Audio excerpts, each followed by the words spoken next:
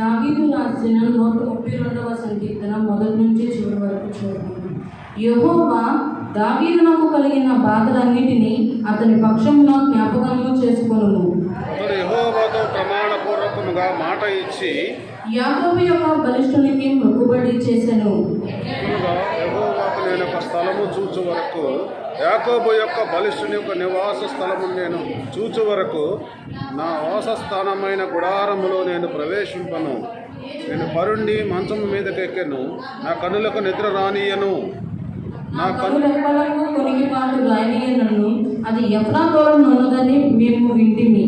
యాయారు పొలంలో అది దొరికెను.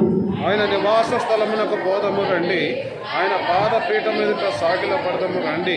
యెహోవా లెమ్ము, నీ బలసూచకమైన మందసముతో కూడా రమ్ము, నీ విశ్రాంతి స్థలములో ప్రవేశింపుము. నీ యాజకులు నీతిని వస్త్రము వలె ధరించుకొందురుగాక, నీ భక్తులు ఉత్సాహ గానము చేయుదురుగాక. నీ సేవకుడైన దావీదు నిమిత్తము నీ అభిషిక్తునికి విముఖుడవై ఉండుకుము.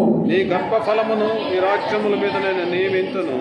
నీ కుమారులు నా నిబంధనను గైకొనిడలా, నేను వారికి బోధించిన శాసనములను వారు అనుసరించినడలా, వారి కుమారులు కూడా నీ సింహాసనం మీద నిత్యము కూర్చుందురని యెహోవా సత్య ప్రమాణము దావీదుతో చేసెను. ఆయన మాట తప్పనివాడు.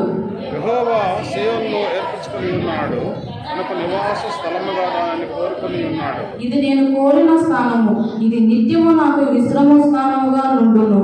ఇక్కడ నేను నివసించెదను. దాని ఆహారము నేను నిండారులుగా దీవించెదను, ఆహారముగా తృప్తిపరిచెదను. దాని యాజకులకు రక్షణను వస్త్రముగా ధరింపజేసెదను. దానిలోని భక్తులు బిగ్గరగా ఆనందగానము చేసెదరు.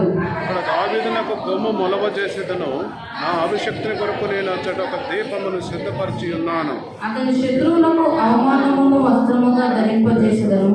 అతని కిరీటము అతని మీదనే నుండి తెచ్చరిలను అని. ఆమేన్. దేవుడు తన పరిశుద్ధ వాక్యమును దీవించును గాక. ఆమేన్. చెప్పండి ఆమేన్. ఆమేన్. హల్లెలూయా. హల్లెలూయా.